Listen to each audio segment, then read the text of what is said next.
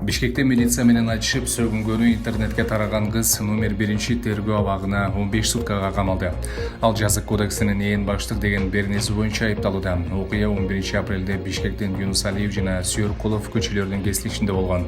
Милициянын маалыматында мыйзам талаптарына баш ийбей, коомдук тартипти жана жалпыга тийиштүү жүрүм-турум нормаларын бузуп, агрессия көрсөтүп, милиция кызматкерине күч колдонгон. Бул окуянын видеосу 13 апрелде интернетке тарап, учурда коомчулукта кызуу талкуу жаратып жатат. Президент өзгөчө абал режимин 30 апрелге чейин узартуу жөнүндө жарлыкка кол койду. Буга чейин өзгөчө абал 15 апрелге чейин деп белгиленген. Бирок учурдагы эпидемиологиялык кырдаалдан улам обочулонуу режимин узартуу зарылдыгы жаралды.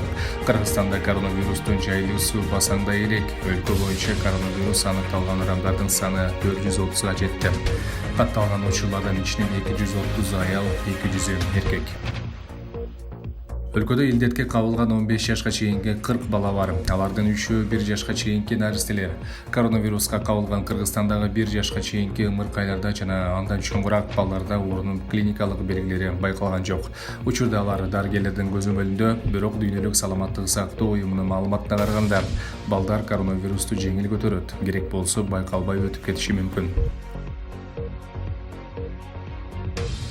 Парламентте айрым депутаттар дүйнө жүзүндө жаратылыш газы арзандап жатса, эмнеге аны Орусиялык Газпром компаниясы Кыргызстанга кымбат баада сатып жатканына кызыкты. Вице-премьер-министр Эркин Асрандиевдин түшүндүргөнүнө караганда, келишимге ылайык ар бир айда сатылып алына турган жаратылыш газынын баасы АКШ доллары менен аныкталат.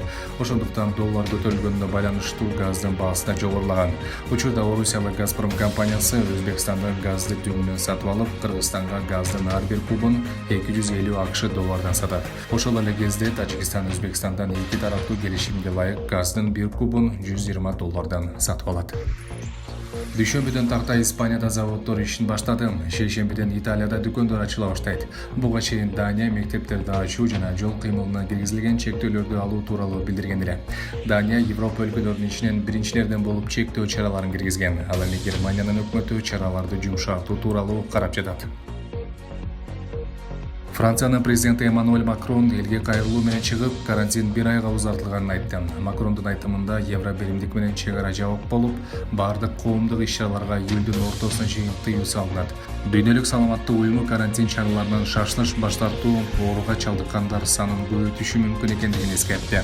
Уюмдун эксперти Мария ван Керхове өтө маанилүү жагдай, бүтүндөй Европа бир учурда карантинден чыкпашы керек деп айтты.